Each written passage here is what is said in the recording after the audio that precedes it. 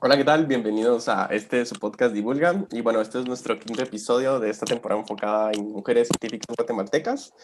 Así que con nosotros está la estudiante de doctorado, pues Cristina Domínguez. Así que, ¿qué tal? ¿Cómo estás, Cristina? Muchísimas gracias, David, por la invitación primero. Te quería felicitar también por tu excelente iniciativa, de verdad que Ah, es muchas bastante gracias. valiosa para la sociedad guatemalteca. Y bueno, esta temporada que está enfocada en divulgar a las mujeres científicas, creo que es bastante necesaria y Bueno, oportuna. muchas gracias a ti por aceptar la invitación. Entonces, bueno, si quieres, solo para que la gente entre en contacto, en contexto contigo, pues tú te graduaste de la UVG en Ingeniería Civil y después sacaste una maestría en España y pues ahorita estás en Suiza sacando tu doctorado, que por lo que entiendo, pues ya casi está terminando, ¿no? Ya, este es mi último año.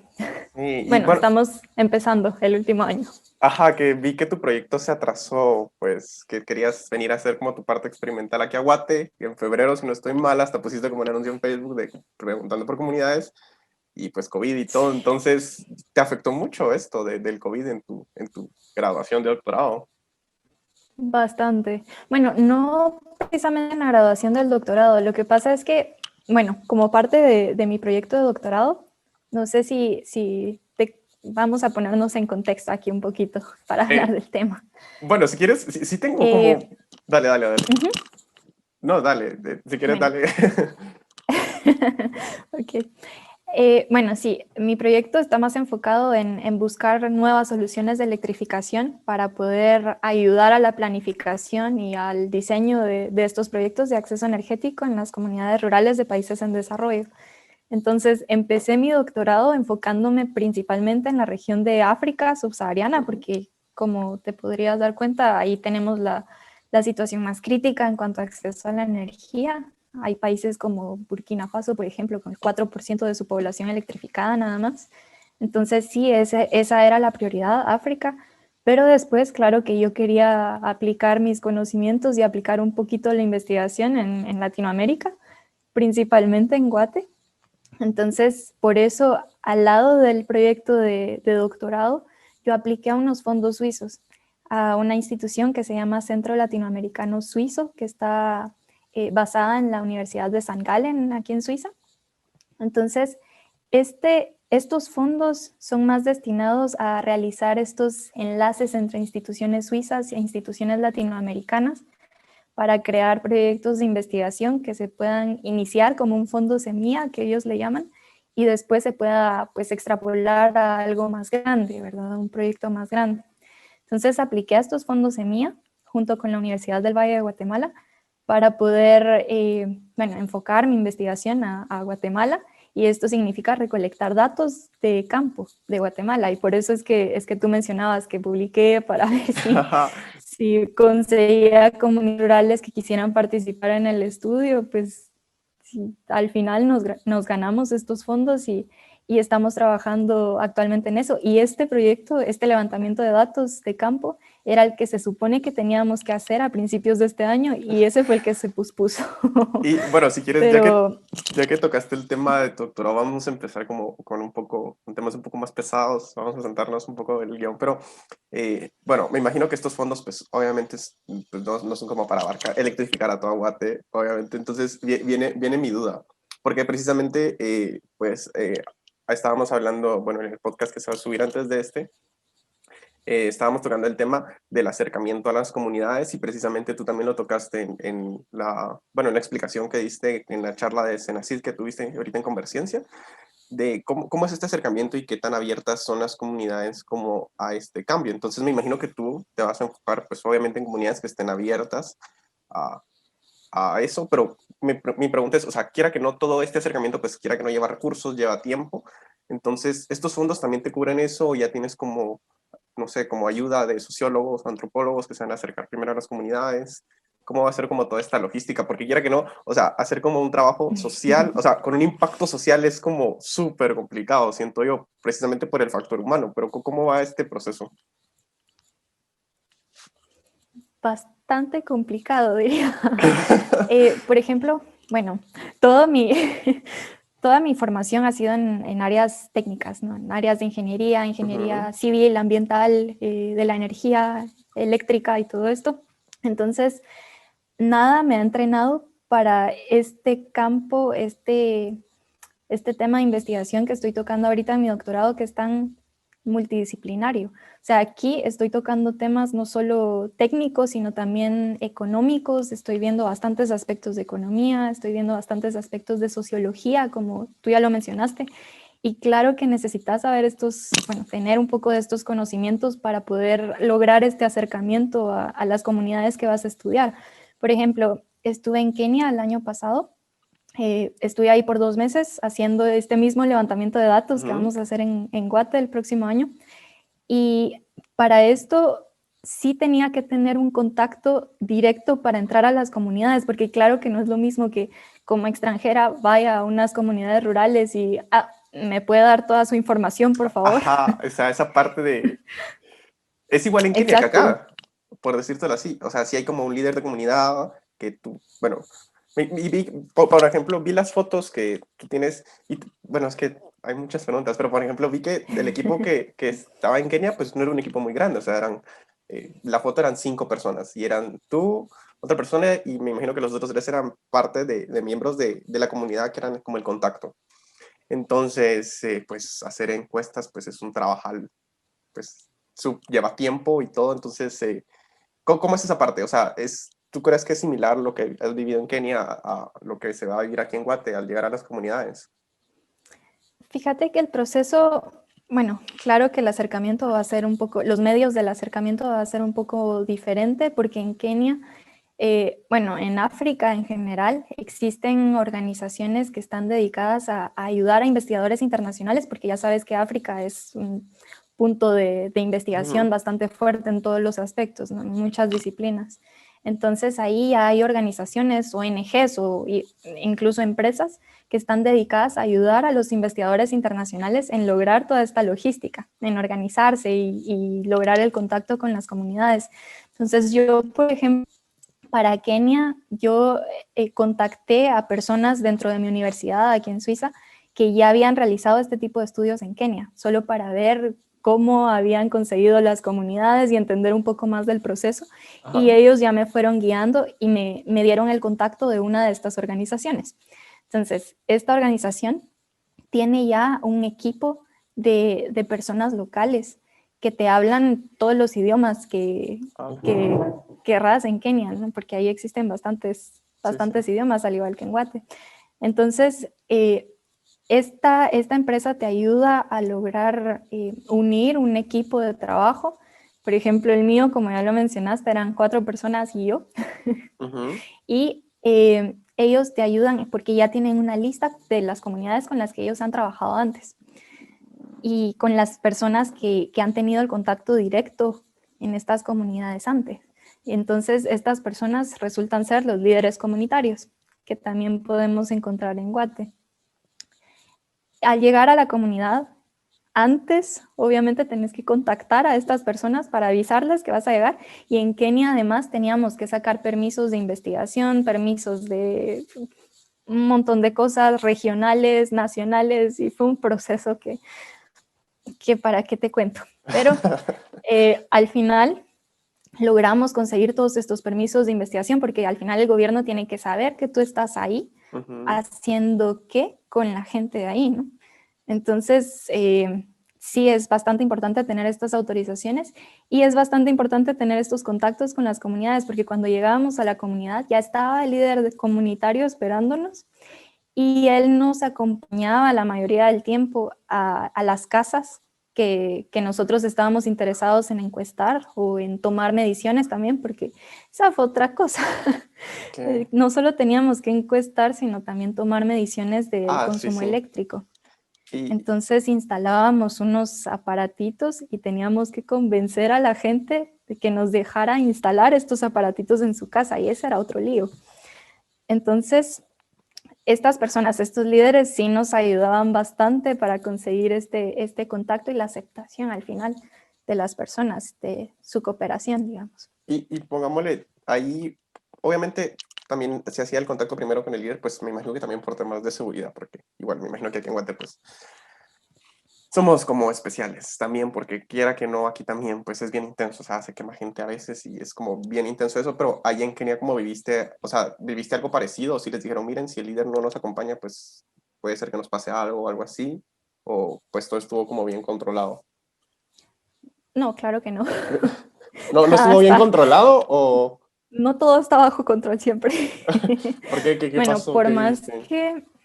por más que querés tenerlo todo fríamente calculado y estos Ajá. días voy a hacer esto y voy a ir a estas comunidades y voy a hablar con estas personas, claro que no pasa así.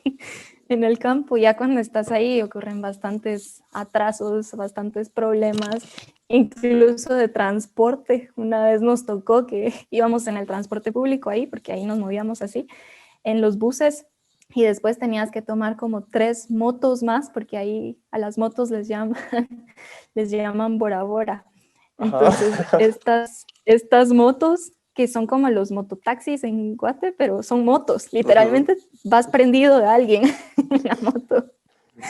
Entonces, ellos te llevan a todas estas comunidades en las que es imposible llegar en carro o lo que sea, porque viven demasiado aisladas y no hay caminos, ¿no? Ujú. Entonces, incluso desde el transporte era como que íbamos en el bus y se nos cayó la puerta del bus en plena carretera, por ejemplo, o una vez que nos quedamos atascados en las motos y nos tuvimos que bajar ahí en el río, a mitad del río, Ala. para cruzarlo porque no se podía cruzar de otra manera. Entonces, sí, bastantes cosas, eh, bastantes cosas inesperadas, digamos, que pasan. Y ahí mismo en las comunidades con la gente, claro que hay gente que coopera y gente que no. Entonces, ahí sí encontramos bastantes casos en donde, mire, yo no le voy a dar mi información, váyase de aquí, por favor. O si no, en una comunidad nos cerraron completamente las puertas, aunque ya habíamos hablado con el líder comunitario. Cuando llegamos ahí, las personas querían pedirnos dinero A para cambio cooperar. de... Sí, porque me imagino que se asocia mucho con el turismo, que queda que no, pues, tal vez acá no tanto, pero África también está como mucho turista de ver tribus y todo eso, entonces es como, están acostumbrados a que les paguen por fotos o cosas así, ¿no? Fíjate que más que eso, yo lo que pienso es que, porque después ya hablando más con la gente de ahí de las comunidades y todo, lo que me comentaron es que hay mucha ayuda internacional que viene de África, ¿no?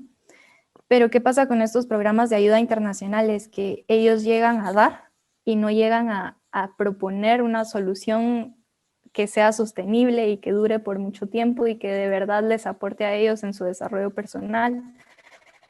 Entonces, la gente llega y da, da o Ajá. dinero o qué sé yo, da cosas, comida o lo que sea, y después se van. O sea, no tienen un seguimiento con las comunidades, no les interesa más seguir el desarrollo de la comunidad, sino solo les interesa marcar un chequecito diciendo, sí, colaboramos con esa comunidad, ya nos fuimos. Entonces ellos todo lo asocian con eso, ¿no? Con que, ok, si viene alguien extranjero es para ayudarnos. Y como yo no les estaba ofreciendo nada, era puramente voluntario lo que yo les estaba proponiendo, o sea, colaborar con mi investigación, por favor. Esto, les va a servir para esto y probablemente podamos sacar datos para esto. Y entonces teníamos una plática previa con ellos y ahí ellos si nos decían sí o no. Pero esta comunidad se nos cerró por completo porque ellos esperaban que nosotros les lleváramos algo. Y Ujú. como nosotros no les llevamos nada, entonces una casa convenció a las demás. En un lapsus de 5 minutos ya estaban todos convencidos y todos nos cerraron la puerta. Entonces ese día fue totalmente perdido porque para llegar a esa comunidad nos tardamos como, qué sé yo, unas 3 horas. Entonces ya no nos quedaba otra comunidad en el camino y fue día perdido. Entonces sí hay bastantes aspectos a tomar en cuenta al hacer estos trabajos de campo. Y en Guate, claro, lo que estamos haciendo es lograr un acercamiento con las comunidades mediante organizaciones que han trabajado ahí antes. Entonces, por ejemplo, te conté que estaba trabajando con la UEG, Ajá. la Universidad del Valle de Guatemala. Entonces, ahí hay equipos que han ido a trabajar con comunidades y todo, y han trabajado también con organizaciones, con ONGs, que están bien envueltas en esos ámbitos y se dedican a hacer este tipo de levantamiento de datos. Entonces estamos recibiendo apoyo de estos dos equipos y la verdad es que eso nos ha servido bastante en planificar toda la logística. Claro que no se tienen definidas completamente las comunidades porque se ha pospuesto tanto este estudio que bueno, al final creo que lo vamos a definir como una semana antes de ir o algo así, pero ahí vamos. Bueno, entonces, si quieres ya, bueno, podríamos seguir con el tema de las comunidades, pero si quieres ya entremos como en materia, porque tú básicamente lo que estás haciendo al llegar a las comunidades es validar tu proyecto en sí, como validar que los datos que generas son los reales, ¿no? Ento- Exactamente, sí. Entonces, o sea, todavía no se está como implementando ya algo, no se va a implementar como algo físico, sino que es como validar un modelo que sirva como predictivo. Entonces, si quieres, pues, si quieres como que explica pues, brevemente el modelo, porque yo sé que te tardaste como una hora explicándolo en la otra conferencia, entonces, si quieres como, trata de resumirlo, a ver cómo, y yo ya te voy sacando temas. Perfecto, sí, sí, sí. Bueno, pues el modelo consiste primero, como ya lo dijiste, es predictivo. Entonces consiste en predecir cuánta energía eléctrica van a consumir las comunidades rurales en países en desarrollo que no están electrificadas aún. Esto es para diseñar las posibles soluciones de acceso a la energía en estas comunidades. El modelo está basado con datos reales que son públicamente en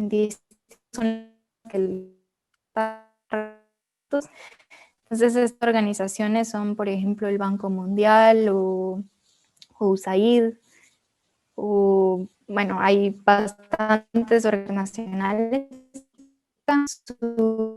Ay, solo, es que creo que Entonces, te estás, te estás trabando un poquito, si quieres, no sé, creo, si quieres solo me voy a cambiar ahorita no sé si sos tú o soy yo, pero funciona mejor.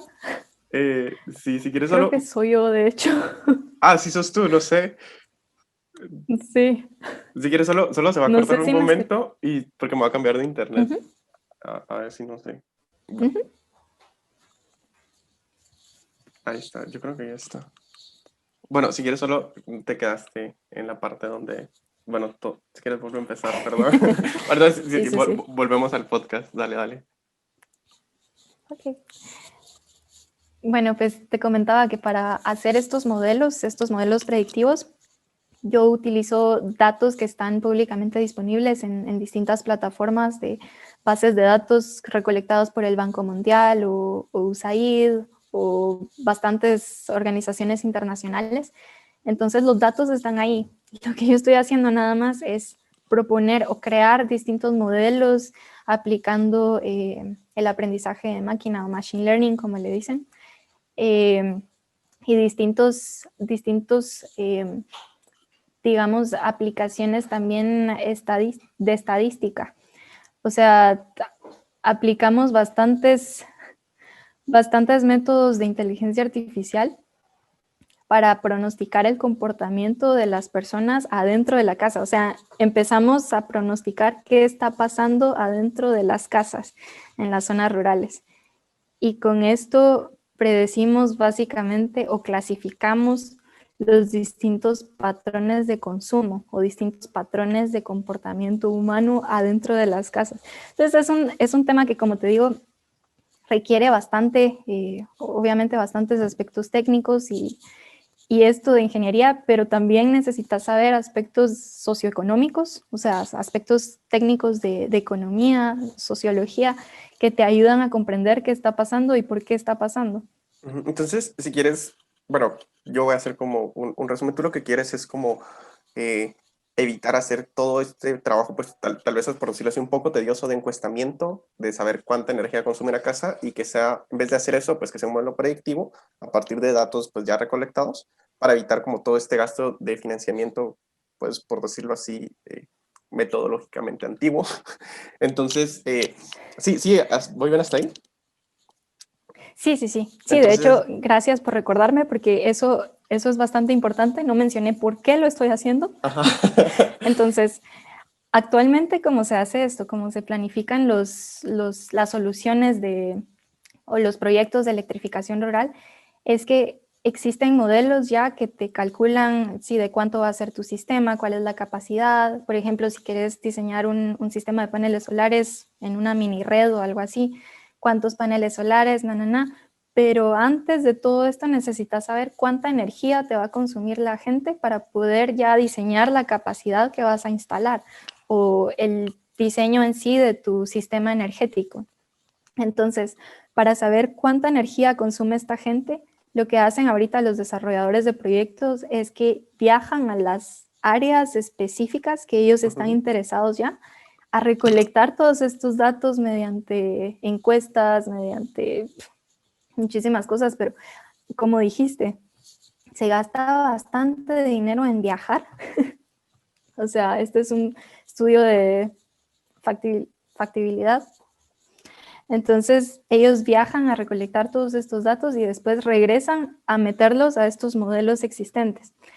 Entonces, lo que yo estoy haciendo es ahorrarles este viaje, básicamente, para que ellos puedan predecir cuánto va a consumir esta gente en este lugar específico y predecir su consumo también sobre los años. Cuando ya tienen acceso a la energía eléctrica, cómo va a desarrollarse o la evolución de su consumo. Entonces ellos ya no tienen la necesidad de viajar, sino todo va a estar ahí en un sistema, en un modelo que yo estoy intentando hacerlo más enfocado a un análisis geoespacial para que la gente pueda definir en dónde quiere hacer su proyecto y cuánto me va a consumir la gente de ahí, digamos. Y bueno, pongámosle aquí, vamos a empezar con dos temas, porque tú hablabas de que es un modelo predictivo del consumo dentro del hogar.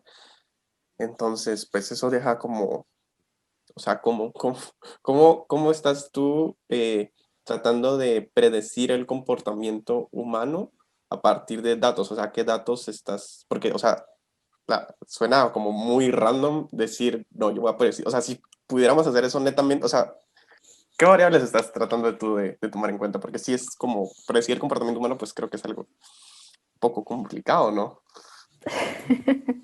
Claro, yo ni siquiera sé qué voy a hacer después del podcast, por ejemplo. Imagínate cómo voy a predecir el comportamiento de otra gente. No, pero sí, eso es lo que intentamos hacer. Ahora, estos modelos son más, les dicen bottom-up, que se empiezan desde abajo, desde analizar a detalle y después se pueden escalar y extrapolar.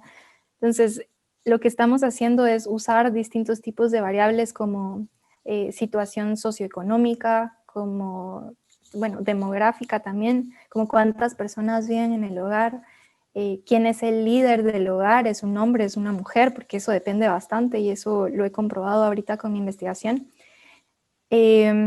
Distintos aspectos como, bueno, cuáles son los materiales de las paredes del hogar, cuáles son los materiales del techo, del suelo, entonces son todas estas variables que son más aspectos socioeconómicos, geográficos y demográficos que entran en juego y que puedes conseguir en cualquier plataforma de base de datos a nivel mundial. Porque como te digo, organizaciones internacionales están recolectando siempre estos datos, pero no lo habían enfocado a intentar predecir el consumo eléctrico con estas variables. Entonces lo que yo estoy haciendo es, por ejemplo, estoy dividiendo mi modelo en 3 partes. La primera es intentar predecir cuántos electrodomésticos van a tener estas personas en los hogares. Con electrodomésticos quiero decir cuántas teles, cuántas radios, cuántos teléfonos van a cargar y esto. Después, cuántas bombillas van a tener adentro de la casa. Después, cuál es el comportamiento que van a tener adentro de la casa. Y aquí es donde viene lo más difícil, porque el número de teles y de celulares y todo esto lo puedes obtener mediante estos métodos de Machine Learning con los datos que ya te dan estas encuestas recolectadas por los datos de organizaciones internacionales. Pero este otro modelo del comportamiento humano, existen encuestas específicas de estas organizaciones también. Por ejemplo, yo estoy usando unas del Banco Mundial que se llaman encuestas de condiciones de vida. Entonces, estas encuestas te incluyen una sección en donde la gente tiene que ingresar qué está haciendo o cómo está utilizando su tiempo. Entonces, esta sección de utilización o uso del tiempo, hay distintas formas en las que ellos las hacen, pero por ejemplo, yo las que estoy usando son unos formatos que son como diarios. Entonces, a la gente en estas encuestas les dan un diario con una lista de actividades predeterminadas, por ejemplo, dormir, comer, entretenimiento, ver la tele, escuchar la radio, y les dan distintas horas o minutos del día. Entonces, por ejemplo, solo para mencionarte un ejemplo, en Tanzania existen estas encuestas en donde estaban dividiendo el tiempo de las personas un día en cada 15 minutos. Entonces, las personas tenían que poner qué estaban haciendo en cada 15 minutos por 24 horas de toda la lista de actividades que ellos tenían Y la gente sí lo hace. preidentificadas. Y la gente lo hace. Pero, Entonces, ¿les pagan por llenar las encuestas o es simplemente voluntario? Fíjate que, bueno, estas organizaciones internacionales sí tienen otros métodos en donde ya les pueden dar por lo menos un regalito o algo así después de participar. Entonces ellos están motivados a hacerlo. Pero yo en mis encuestas en Kenia, sin ninguna motivación, sí habían personas voluntarias, pero claro que no lo hice a cada 15 minutos, ¿no? Sino lo hice a cada hora. Entonces, digamos, cuándo se despierta y cuándo se va a dormir. Entonces, así ya sabes el tiempo en el que esas personas están inactivas adentro del hogar y que no van a estar usando ningún tipo de electrodoméstico o ningún tipo de luz, digamos. Entonces, bueno, No, suena un poquito... Pues sí, Entonces, mientras más variables tomes, pues más fiables son tus datos al final. exacto. Pongámosle solo Bueno, para aclarar un punto, esto es como lo que mencionabas de paredes y techos, te referís más que todo por el uso de calefacción y aires acondicionados, ¿no? fíjate que eso influye, sí, bastante, y también influye en el uso de la luz, porque en Kenia, por ejemplo, el material que usan es más como barro y no tiene ventanas. La mayoría no tiene ventanas. Entonces, sí está bastante oscuro y las personas que tienen electricidad en sus hogares usan la luz durante el día. Entonces, esto te influye bastante también. El tipo de materiales del techo también, todo te influye bastante. Y esto los materiales de las paredes y todo del hogar también te da una percepción de la situación socioeconómica de las familias. Porque mientras mejores materiales de construcción usan, significa que en mejores condiciones están. Entonces, esto también te influye de manera, sí, como cuánto reciben al mes. Y pongámosle, o sea, suena muy genial, la verdad, porque quiera que no sería como muy práctico para alguien que quiera hacer un proyecto y tiene el dinero o una organización es como, bueno, ya a partir de un modelo, pues le sale inclusive para un gobierno, ¿no? Para decir como, bueno, a dónde quiero proyectar mi energía o dónde mi país necesita construir más electrificación, pues con el modelo pues se ahorra un montón de recursos. Entonces, mi pregunta es, ¿qué vas a hacer con el modelo? O sea, ¿el modelo se va a patentar y se va a vender, se va a alquilar? ¿O pues tú no tienes como la potestad de hacerlo porque el modelo es es la universidad es dueña del modelo? Porque ahí estás haciendo tu doctorado o cómo va a funcionar esto? Bueno, pues ese era el punto de todo el doctorado. El modelo va a ser open source, el modelo va a ¿De estar verdad? libre para quien quiera utilizarlo, ya sea las empresas, ya sea los gobiernos, ya sean personas particulares, quien sea puede meterse a jugar con el modelo y hacer sus proyecciones también. Entonces, por ejemplo, para validar estas proyecciones, porque yo te puedo decir, sí, en esta aldeita van a consumir esto. Ajá, ¿y qué me garantiza que van a consumir eso? Entonces, para validar todas estas proyecciones es que estoy haciendo tanto los trabajos de campo, como el que hice en Kenia, como uno que hicimos también en Pakistán el año pasado, o como uno que vamos a hacer en Guate el otro año.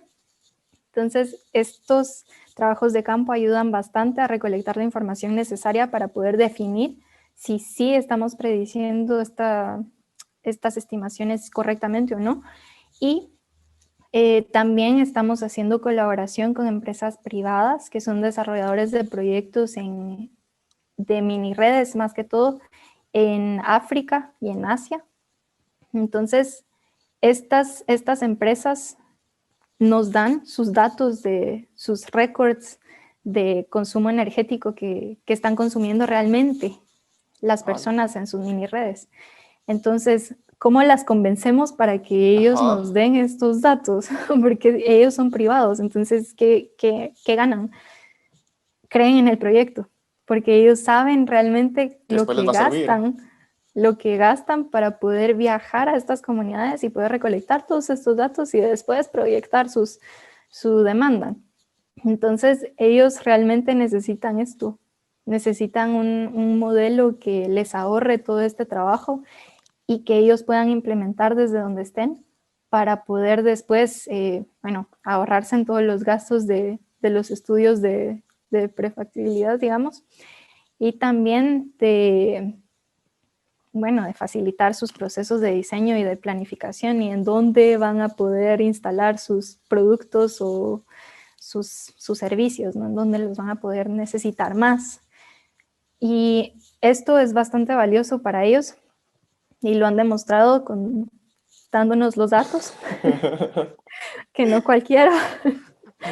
Pero pongámosle, o sea, al parecer todo se escucha bien y todo va bien, entonces supongamos sale el modelo y funciona perfectamente, pero me da la duda de que esto asegura que el modelo va a seguir funcionando de aquí dentro de 50 años, pues me imagino que no, o sea, de aquí a 50 años todo va a cambiar mucho, van a haber nuevos materiales, van a haber nuevo todo. Entonces, mi pregunta es, ¿tú estás de una vez dejando como que para que el modelo se vaya nutriendo solo y se vaya... pues vaya optimizándose a sí mismo al pasar el tiempo? Y si es así, ¿cómo funcionaría esto? O sea, ¿tendrías una base? ¿Quién nutriría la base de datos? ¿O serían las mismas empresas? ¿O cómo funcionaría esto? Fíjate que, gracias por la pregunta, eso es bastante interesante de tocar. Sí, de hecho, no creo que se pueda tener a una persona ahí actualizando todas las bases de datos Si no, sería todo el tiempo complicadísimo. por años, sería bastante, sí, un gasto de recursos impresionante. Entonces, lo que yo estoy haciendo como parte de mi doctorado, porque te dije que no solo estoy calculando o dando estimaciones de la demanda actual, sino también futura. O sea, cómo va a evolucionar la demanda de estas personas con el tiempo. Entonces, hay variables, hay un análisis, digamos, más macroeconómico, más a nivel macroeconómico, que nos permite crear estos links entre el modelo que estoy haciendo a nivel hogar y bastantes variables a nivel macro, como cómo va a cambiar el PIB, el PIB per cápita, por ejemplo, o cómo va a cambiar la elasticidad del precio de la energía eléctrica, o hay distintos factores que te pueden influenciar, ¿no? A si vas a consumir bastante o si vas a consumir poco. Entonces, lo que yo estoy haciendo es crear distintas proyecciones en base a distintos escenarios futuros para poder predecir cuánto estas personas van a poder consumir o van a consumir en un futuro y ver su evolución. Y esto lo puedo validar, digamos, con los datos obtenidos con estas empresas de mini redes que te comenté, que ellos están tomando datos o registros del consumo eléctrico de todas las personas en sus mini redes desde que fueron electrificados hasta ahorita, que son como 10 años, digamos. Bueno, sí, sí. Entonces, estas proyecciones a futuro se podrían validar con esto, y eso es lo que está adentro del scope, digamos, del doctorado. Ahora, claro que lo ideal sería que esté conectado a Big Data y que esto se vaya retroalimentando. Claro que se puede hacer, pero necesitaría al menos unos 2 años más. Un doble título. Pero sí, eso sería lo ideal, claro. Lo más que yo voy a poder dar son predicciones, hacer estas predicciones a futuro en base a distintas variables macroeconómicas y cómo esto va cambiando en distintos escenarios del cambio climático también, considerando bastantes cosas, y cómo se va a proyectar las estimaciones que calculé para ahorita. Pero claro que no voy a poder rehacer los modelos con datos futuros, digamos, de aquí a 5 años no voy a poder rehacer este modelo. Voy a usar el que ya se hizo con los datos pasados, digamos, Y pongámosle, históricos. también tenés, o sea, cuando hablas de estas empresas que te están dando sus datos, o sea, también hablas como uy, espérame, es que yo creo que se acabó la batería de la cámara. Vamos a usar la cámara de la compu, perdón. Dale. Bueno, pues sí, ahí está. Lo que te preguntaba era... Uy, perdón, se me fue el hilo. Ah, no, sí. Sí, estos datos de las empresas estas empresas que te dan los datos, son empresas también guatemaltecas. Fíjate que no he conseguido empresas guatemaltecas Ajá. para darme los datos. Lo que voy a usar para validar mis modelos en Guatemala es que yo voy a instalar mis dispositivos de medición. Y todo eso, o sea, tú instalas un dispositivo de medición de energía por casa. Sí. Y todo esto, o sea, ¿cuántos vas a instalar? ¿Son miles, no? O No, cientos. no, ya quisiera. Claro que hay limitaciones. O sea, como te conté, para el proyecto de Guate estoy usando unos fondos que me gané, que son los fondos del Centro Latinoamericano Suizo. Ujú. Y claro que no nos alcanza ni siquiera para 100, Ah, sino son bastante reducidos, si apenas llevamos a 15 dispositivos. Pero esto lo que hacemos es dejarlo, o esta fue la mecánica que hicimos en Kenia, que intenta ser replicada también en Guatemala, es que instalas este dispositivo un día de la semana. Digamos, en Kenia yo los estaba instalando el lunes en una casa que elegíamos de manera totalmente aleatoria adentro de la comunidad. Entonces, instalábamos este dispositivo el lunes y nos íbamos. Y este dispositivo se quedaba registrando el consumo eléctrico de estas personas a cada 30 segundos. ¿Y por qué a cada 30 segundos? Porque, bueno, primero porque el dispositivo tiene la capacidad y por qué no. Y segundo, porque hay cargas tan pequeñas también como el uso de herramientas para la agricultura, digamos, el uso de motores, el uso de bombas, el uso de bastantes cosas que los usas por minutos, no los usas por horas. O una plancha, por ejemplo, cuando estás planchando tu ropa, no lo usas por horas. Entonces, todas estas cargas quedan registradas aquí en los lapsos que pusimos de cada 30 segundos. Y eso era lo que queríamos identificar también con esto, ¿verdad? Entonces, este dispositivo se quedaba grabando todo este récord de consumo eléctrico por una semana, incluyendo los fines de semana, porque lo que nos interesa ver también es cuáles son los cambios de un día entre semana y los fines de semana. Claro que el fin de semana vas a estar más tiempo en tu casa, te esperas, entonces vas a usar más la energía ahí, o toda la gente que se distribuye entre semana porque trabajan, porque estudian, porque se reúnen usualmente los fines de semana, entonces tienden más a consumir más energía durante el fin de semana. Entonces todos estos cambios quedaron grabados ahí por una semana en cada casa. Y eso es lo mismo que pensamos recolectar en Guate, que en total serían más o menos 56 casas en las que estaríamos tomando mediciones y nos quedamos un mes y bueno, y por cada 30 haciendo. segundos son un montón de datos, quiera que no. O sea, sí va a estar, Exacto. ese análisis de datos va a estar como un poco complicado.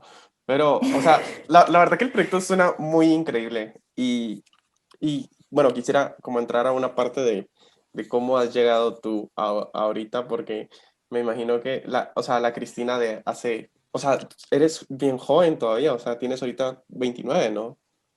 29, sí. Sí, entonces, o sea, la Cristina de hace 10 años tenía 19 y es como, ¿te imaginabas a los 19 estar en Suiza sacando un tema como este así de grueso, o sea, teniendo... No. No. Entonces, No. bueno, creo que, o sea, te metiste a la UG a estudiar ingeniería civil y pues ahí, bueno, mucha gente si los podemos llamar así, muchas personas acá privilegiadas de Guate, pues que hemos tenido acceso a la universidad, pues vamos por el mismo camino, o sea, nos metemos a la U porque es lo que toca y pues regularmente pues uno no sabe qué seguir, entonces sigue algo y bueno, después se gradúa.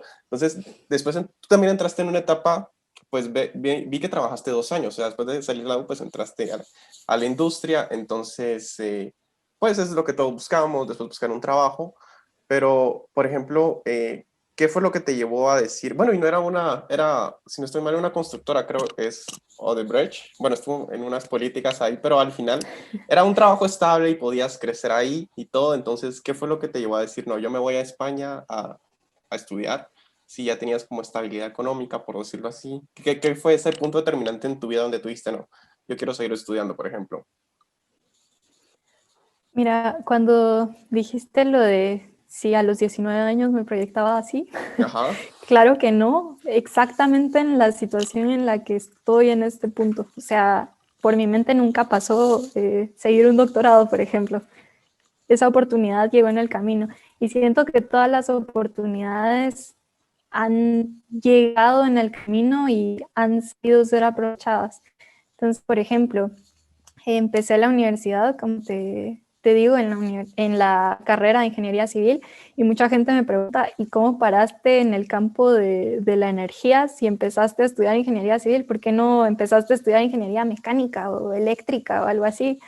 Porque no tenía definido que me iba a enfocar en el ámbito de la energía. Al inicio no, sabes que cuando entramos a la universidad todo está ahí, pero hay muy Sí, pocas ajá. personas que tienen realmente una línea recta de eso quiero, ¿no? Sí, sí. Entonces, bueno, entré a la universidad y claro que me gustó la carrera de ingeniería civil y todo, y por eso después de la universidad pues trabajé unos años en el sector de la construcción, pero algo que me cambió realmente, que cambió mi perspectiva, fue mi trabajo de graduación de la universidad, porque ese fue más enfocado a darle una solución a, al acceso a la energía eléctrica mediante energías renovables. Entonces, lo que estábamos proponiendo era un dispositivo con el que se podía generar energía eléctrica mediante las olas del mar y lo Ujú. estábamos, digamos, planeando para instalar en las costas del Pacífico de Guate. Entonces hicimos todos estos estudios de energías renovables, yo me adentré un poquito más al tema y me quedé como, me gusta. ¿Y qué pasó al Es que final me gusta bastante. con ese proyecto? Porque vi que, o sea, bueno, no recuerdo si lo escuché o lo leí, que al final sí se hizo como la validación a pequeña escala, pero al final, ¿qué pasó con la implementación? O simplemente, pues, no, lo típico de siempre, que no hay dinero para hacer como un proyecto tan grande o cosas así. Exacto. No, Bueno, al final hicimos un prototipo y lo más que hicimos fue ponerlo a prueba en el canal de olas de la UVG, ajá. del Departamento de Ingeniería Civil, y ya, o sea, eso fue todo. Y después solo hicimos los cálculos para una posible implementación en las costas del Pacífico de Guatemala y en dónde se podría instalar y nada, pero al final, pues no, o sea, se quedó todo como un trabajo de tesis y, y ahí está.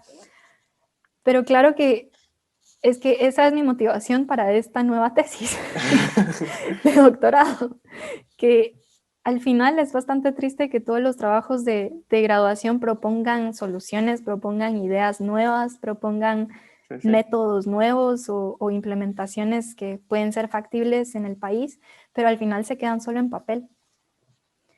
Y, y esto hay que cambiarlo de alguna manera, o sea, se tiene que motivar al ámbito de la investigación y a seguir adelante con estos proyectos que pueden resolver bastantes problemas en nuestro país. Respecto a, ya volviendo a la pregunta, Ujú. bueno, de ahí nació mi interés por las energías renovables. Después trabajé por 2 años para crear práctica en bueno, la vida laboral y todo esto. Empecé a trabajar estando en la U, incluso en el último año de la universidad. Y después decidí, Ajá. bueno, en realidad me encantaría enfocarme al ámbito de la energía. O sea, me encantaría especializarme más y volver a tocar esos temas que me emocionaron tanto y me motivaron tanto con mi trabajo de graduación. Entonces, por eso decidí aplicar a distintas becas para poder realizar mis estudios de maestría en especialización en energía y medio ambiente afuera, porque en ese entonces en Guate este tipo de maestrías no estaban aún, digamos, bien fomentadas dentro de los currículums de las universidades. Ahorita sí. Ahorita veo que hay bastantes universidades como la Galileo, la Landívar, la UVG también, que ya tienen nuevos programas, que en donde empiezan a querer innovar con este tipo de carreras o de temas. Y eso es bastante alentador, la verdad. A mí me emociona bastante y en lo que yo pueda colaborar también con los programas de esas universidades, pues siempre me pongo a sus órdenes y ellos lo saben. Y decidí aplicar a distintas becas, como te comenté. La beca de mi maestría, que era una maestría de Erasmus, no me la dieron, esa me rechazaron, pero claro que no apliqué solo a esa, sino apliqué a otra, que es un consorcio de distintas empresas de energía a nivel mundial que dan dinero todas a unos fondos que se llama Global Sustainable Electricity Partnership. Ellos están basados en Canadá. Entonces, estas empresas le dan fondos a esta institución para que puedan darle becas a estudiantes en países en desarrollo que están interesados en especializarse en temas de la energía sostenible. ¿Cómo llegué a encontrar esa beca? En mi búsqueda. O sea, un día entero en internet viendo qué posibilidades de becas hay. Entonces, bueno, Y llegué a esa beca. ¿Tú ya sabías que querías irte a España o fue así como para donde hay una beca yo me voy? No, incluso lo que me gustó de esa beca es que tú puedes aplicar ya con la carta de aceptación de cualquier universidad del mundo. Entonces, primero tienes que aplicar al programa que tú querrás y después ya con esa carta de aceptación de la maestría, aplicas a la beca. Y primero Entonces, aplicaste yo a decidí España. aplicar al programa de maestría. Es un programa de Erasmus Mundus que se imparte. Lo bonito de estos programas de Erasmus es que son impartidos en distintos países y distintas universidades. Entonces yo primero estuve en España, en Madrid, los primeros 6 meses, después un año en Francia y después 6 meses en Bilbao, en España. Y pongámosle, la beca te cubría todo, o sea, hospedaje, Sí, era una comida. beca completa, sí, completa. Ellos pagaban todos los fees de las universidades también, el transporte, tu traslado, tu comida, todo. Era una beca completa. Y Y, ese año, ajá. me la gané en el año 2015. Ese año yo fui la única guatemalteca, latinoamericana en ganarme esa beca, porque Wow. usualmente dan 10 becas al año, pero si no encuentran a 10 estudiantes que están a su nivel, dan menos.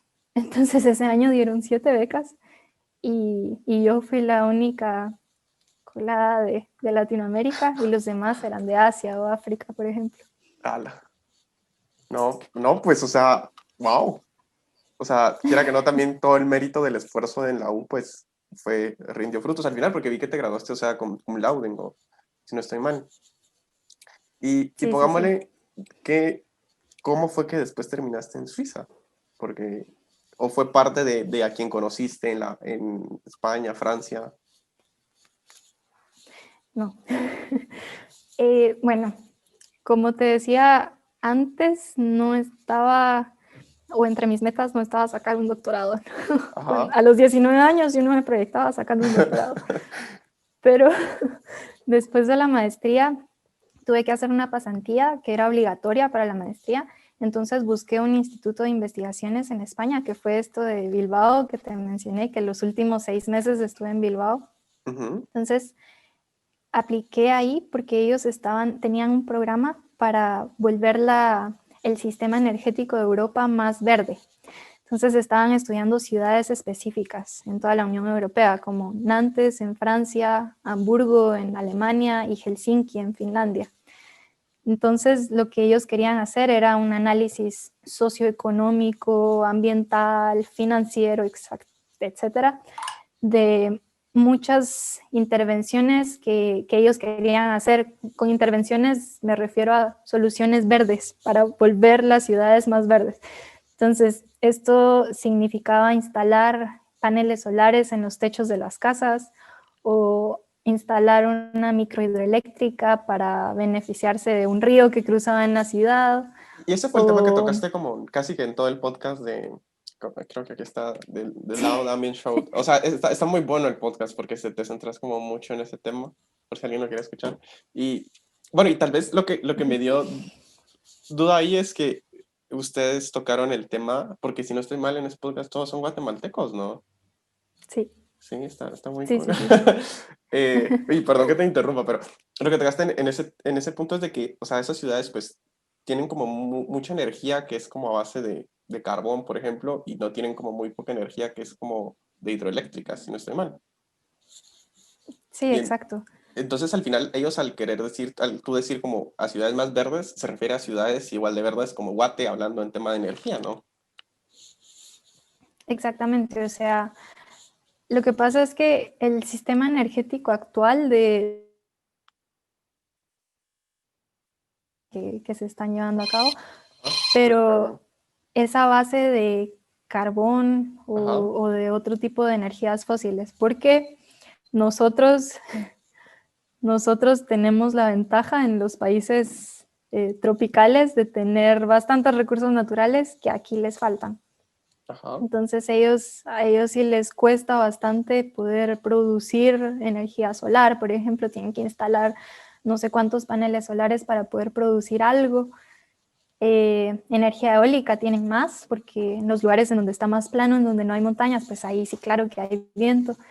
Pero hidroeléctricas también es un tema que no está muy bien desarrollado aquí, porque pues por la implementación y por la falta de recursos naturales. Falta de recursos naturales, me hago el énfasis porque recursos económicos, claro que tiene. Pero nosotros tenemos todos los recursos naturales, pero no los recursos económicos. Entonces hay una... Es, bueno, que conviene más, ¿no? Pero al final, Exacto. ¿cómo es esa perspectiva de esas ciudades? Porque, ponete, yo siento que, y bueno, lo he escuchado también de que, porque no es una perspectiva mía, porque no he estado en esas ciudades, pero de que esas ciudades no sí están diseñadas para las personas, pero ciudades como acá en Latinoamérica están diseñadas como para automóviles. Entonces, quiera que no, pues todo esto afecta mucho en cómo es la dinámica social y también en tema de energía, ¿no? O cómo es tu perspectiva, que has estado como en varias ciudades así. Sí, exacto. Algo a lo que ellos están poniendo bastante interés ahorita es en temas de movilidad, que es lo que tocaste, el transporte. Entonces, claro que en Europa ellos tienen un sistema de transporte público bastante avanzado y eficiente a comparación de nosotros, pero lo que están haciendo es querer electrificarlo, o sea, que ya no dependan del diésel, del petróleo y todos estos, de la gasolina en total, y querer usar más transporte eléctrico. Entonces están promoviendo todos los carros eléctricos, el transporte público eléctrico y todo esto, y por eso es que están queriendo hacer sus sistemas energéticos más verdes o más renovables para que esta energía que se transmita al transporte, al sector del transporte, sea verde también, sea renovable y ya no causen muchas emisiones.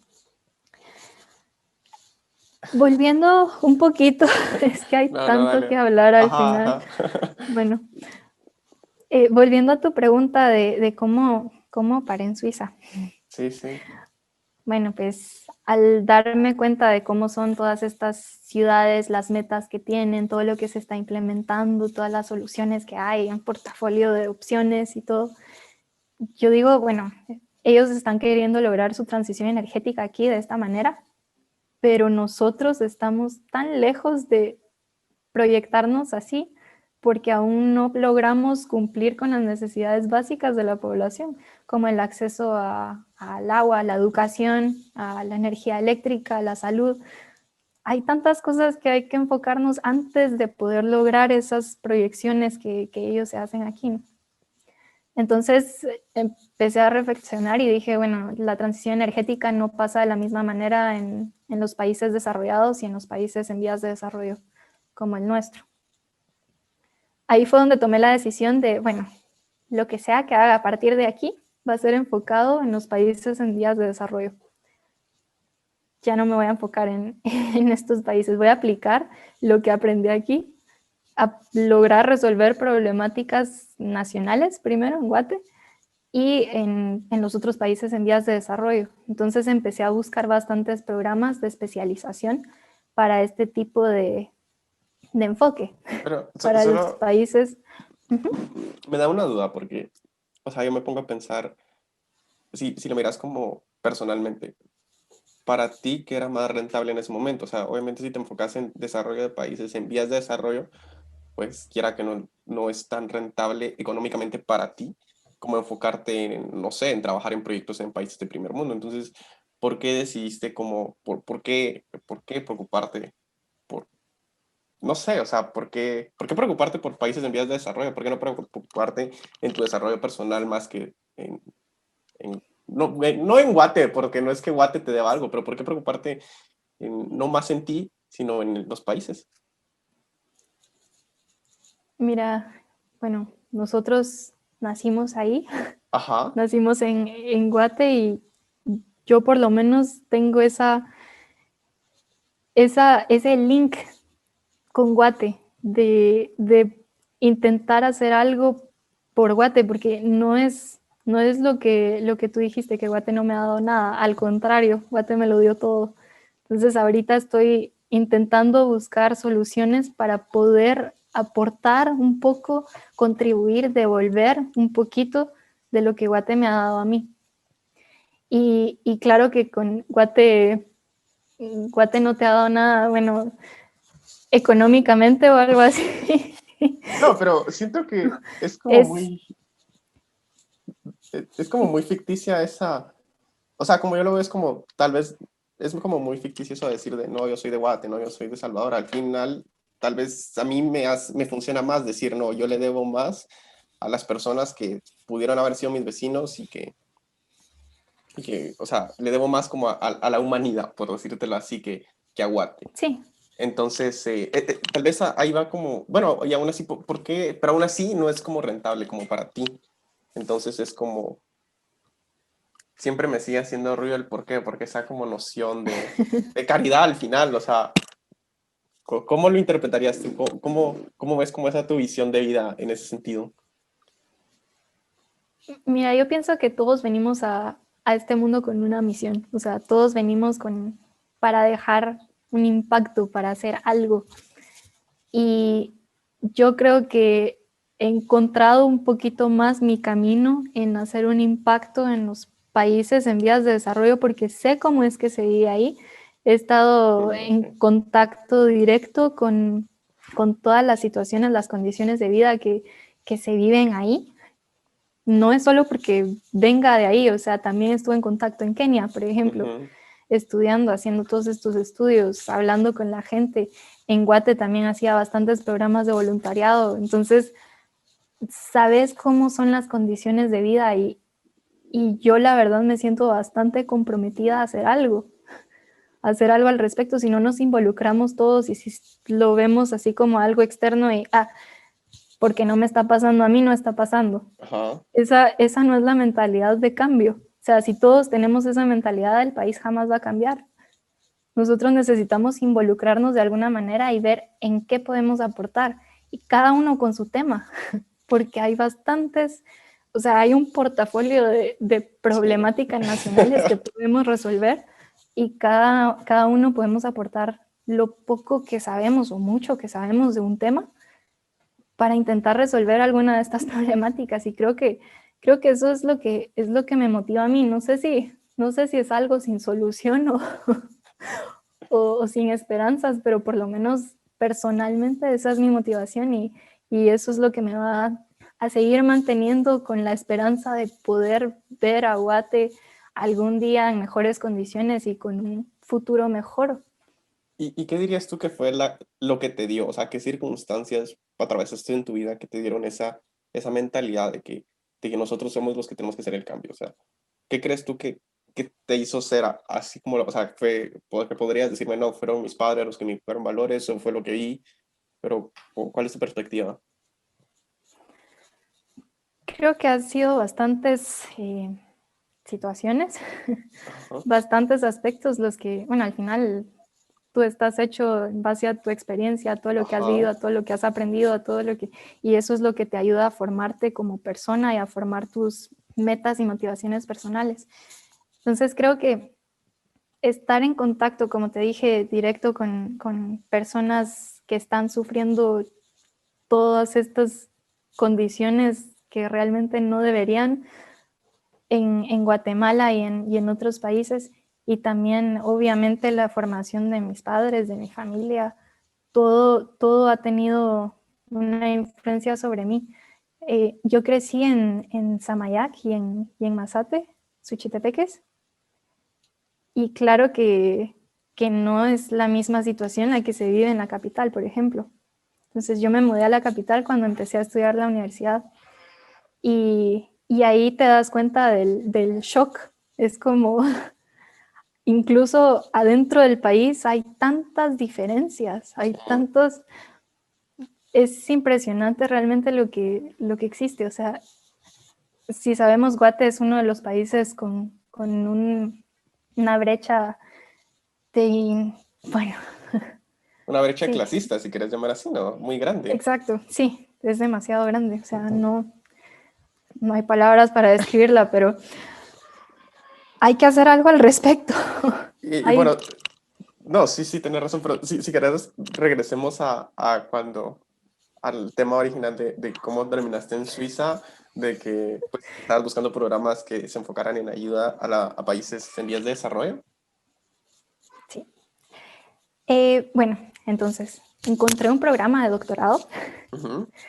en Suiza, en la universidad en donde estoy ahorita, que es CTH en Zurich, y ahí el programa ya estaba asignado a un proyecto que era el de predecir el consumo eléctrico de las zonas rurales en países en desarrollo. Les apliqué directamente, que dije, esto es lo que quiero.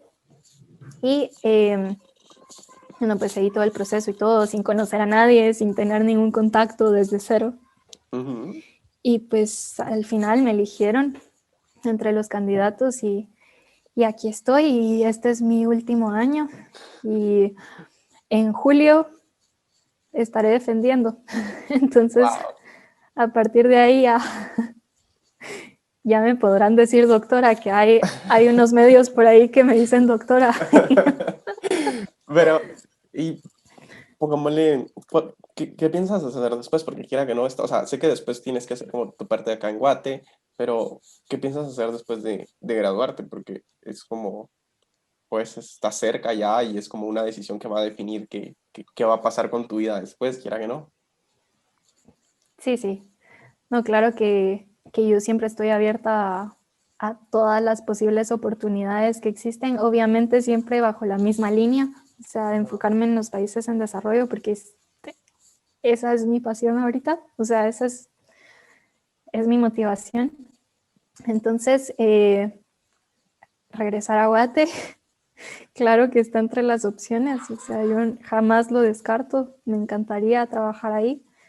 Y también está la opción de trabajar en organizaciones internacionales que se dedican a crear distintos programas para el desarrollo en países, en países que lo necesitan. Entonces, esta sería la otra opción que también me gustaría. Y seguir en el ámbito de la investigación también, el ámbito académico que siempre está ahí. Entonces, como te digo, estoy abierta a las posibles oportunidades y en toda mi vida he experimentado esto de, bueno, buscar las oportunidades y estar Ajá. abierta a lo que se venga. Nunca te voy a decir, ah, no, eso no lo quiero. Hay que Nunca probar para sabes saber lo que no que, gusta. nunca sabes lo que te depara el destino. O sea, yo jamás me imaginé terminar en Suiza, por ejemplo. Y pongámosle solo, hablando así de, ¿cuánto tiempo tienes de no volver a Guate, por ejemplo? 5 años. Ahora sí es bastante. ¿Crees?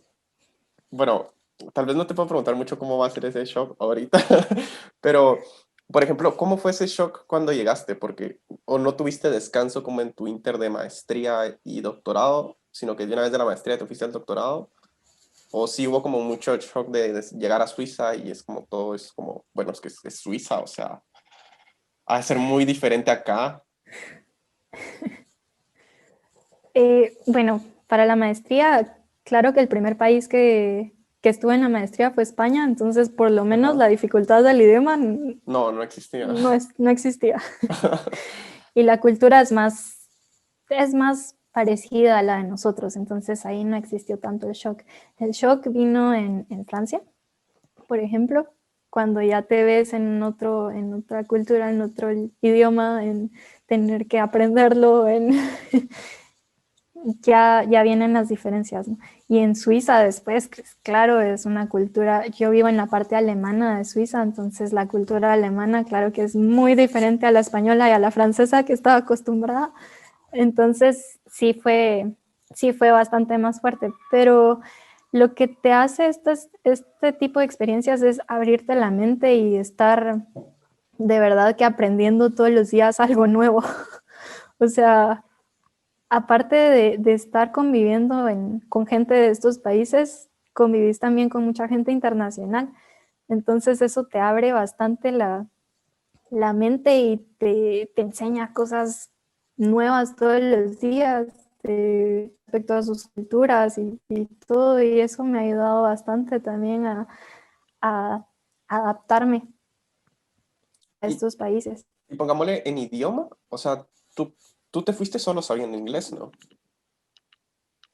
Sí, Y pongámosle, ¿crees que sí, sí, sí. es suficiente? O sí, pongámosle ahorita que estás en Suiza, si tuviste que aprender, pues, no sé si suizo o alemán, o sí con inglés, pues es suficiente para sobrevivir, por decirlo así.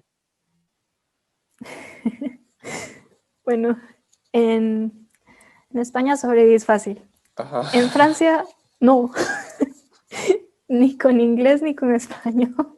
O sea, ahí, pero era en francés tus clases. No, las clases, o sea, la maestría, todo era en inglés, Ajá. pero te daban un curso obligatorio en francés, o sea, tenías que aprobarlo. Y no, pero es que eso ayuda bastante, Sí, te obliga a porque tenés que aprenderlo, ¿no? aprobar algo, entonces hay que Ajá. aprenderlo. No, y además, afuera de, de la universidad, pues claro que tenés que sobrevivir y hay que hablarlo, hay que hablar el idioma. Entonces, sí, eso me ayudó bastante. Ahora en Suiza es una historia totalmente distinta porque ahí sí podrías estar solo con el inglés. En mi experiencia, podría sobrevivir con el inglés. Claro que el alemán es bastante útil, pero en Suiza ellos tienen su dialecto, que es el alemán suizo, Ajá, es que algo yo bien raro, ¿no?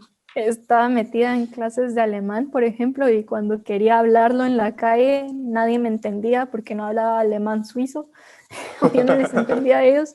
Entonces fue un total fracaso mi intento de aprender el alemán en Suiza, pero aún sigo en la lucha. Pero, o sea, con inglés te la has pasado como más que bien y todos hablan inglés allá, me imagino yo. Sí, O sea, sí, sí, aquí sí encontrás más gente en el servicio al cliente. Digamos que la ventaja de Suiza es que hay 4 idiomas oficiales. O sea, está ah, el francés, el alemán, el italiano y el romansh, que es una mezcla de los otros tres, que es wow. bastante rara. Y además de eso, a ellos les enseñan el inglés desde muy pequeños. Entonces, imagínate, la gente de aquí habla más de 3 idiomas y es mucho más fácil en cosas de servicio al cliente o si vas a comprar o lo que sea, te puedes sobrevivir. Y solo si quieres, solo para terminar, pongamos, hablemos de la beca. Y en Suiza también es una beca completa, ¿no? Pero Suiza, o Sí, sea, por lo que yo sé y por lo que YouTube y la gente que sube videos viajando en Suiza me ha enseñado, Suiza es caro. O sea, sí es caro, o sea, caro, caro. Entonces, ¿cómo le has hecho ahí? O sea, ¿la beca te da vivienda y te da como un gasto aparte o sí es como no sé si has tenido que como trabajar o algo así durante el doctorado, aunque no creo que te haya dado mucho tiempo. Fíjate que, bueno, hay distintos programas de doctorado. Hay unos en donde te incluyen un salario, que te contratan y con un salario y te pagan básicamente tu trabajo mensual. Ujú. Y hay otros en donde a veces hasta tú tienes que pagar. En Estados Unidos tienes que pagar hasta una parte o algo así y te dan una parte de beca. O hay distintos métodos para buscar fondos para un doctorado, pero en el que yo estoy, en la universidad en la que estoy, ellos te contratan como un trabajador formal. Entonces yo estoy contratada como asistente científica y estudiante de doctorado. Y ellos te pagan un salario de acuerdo a las condiciones de vida también en tu ciudad, porque Zurich es una de las ciudades más caras del mundo Ujú. y de verdad que se siente. Y Y esta es la ventaja que te ofrece la universidad. O sea, tú estás contratado con un permiso de trabajo suizo y como con un salario Bueno, pero de entonces parte de la universidad. está como bastante bien, ¿no? Porque pues por ser estudiante de doctorado, pues obviamente país de primer mundo pues te paga como un estudiante de doctorado debería ganar. Entonces, quiera que no, al final, sí, o sea, has sobrevivido bien siendo como asalariado de estudiante de doctorado ya. Se sobrevive. Igual es caro, igual el salario no es tan alto como... Sí, me imagino, pero no te pagarían como porque eso aún acá. estás, porque aún estás como estudiante, ¿no? Entonces sí, ellos tienen sus estándares y todo para definir los salarios y de acuerdo a tu experiencia y de acuerdo... Pero pongamos si estás Y, como estudiante, tú también tienes como uh-huh. responsabilidades, porque, por ejemplo, vi que estabas, los datos que presentaste en la conferencia de Senacit, pues son de un tesista que tuviste tú, o sea, tú ya tenés como estudiantes a tu cargo, o sea, no o sea, aparte de tu propia investigación y seguramente el apoyo a investigaciones que haces en otras líneas, pues tú tenés tus estudiantes, entonces, ¿cómo es eso? O sea, ha de ser tus días han de ser como un poco complicados, ¿no? O sea, han de ser días largos. Bastante. Sí, de hecho tenemos bajo a cargo distintos estudiantes de maestría, pero ellos trabajan en temas que tú definís, o sea, tú puedes publicar qué openings o qué oportunidades de tesis de maestría eh, tenés disponibles, que vayan en línea con tu proyecto, que sean cosas que quisieras investigar, pero que consideras que sería lo suficientemente bueno para hacer una tesis, por ejemplo, de maestría. Entonces propones ideas en la misma institución y después los estudiantes mismos te contactan para decir, bueno, yo quiero hacer mi tesis con esta idea. No, Entonces podría estar bajo tu supervisión y claro, entonces en este camino he supervisado 5 tesis de maestría ya. ala, wow. Y, y sí, ha sido bastante ocupado y largo, pero aquí estamos aprendiendo todos. Ellos aprenden un poquito de lo que yo sé y yo aprendo bastante de lo que ellos saben. Entonces ahí nos vamos complementando. Y ahorita que vengas a Guate, te vas a traer al estudiante de la tesis.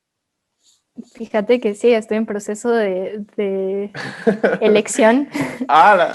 de un estudiante que me va a acompañar para hacer el proyecto de Guatemala, que es bastante interesante, va a ser bastante interesante tanto para el estudiante como para mí y para la gente de Guatemala también. Vamos a trabajar en la universidad, todo este intercambio de Sí, culturas, de conocimientos y, y sí, vamos a ver no, no, se escucha bien emocionante. O cómo sea, sale todo.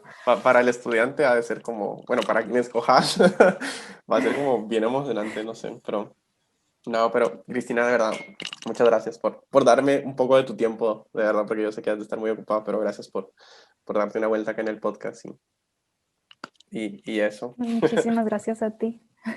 Muchísimas gracias por la invitación, de verdad que es un honor poder compartir un poquito contigo y, y súper emocionada de poder seguir compartiendo también en un futuro. No, sí, sí, me parece. Y bueno, muchas gracias a los que nos están escuchando y bueno, nos vemos la próxima semana. Un abrazo.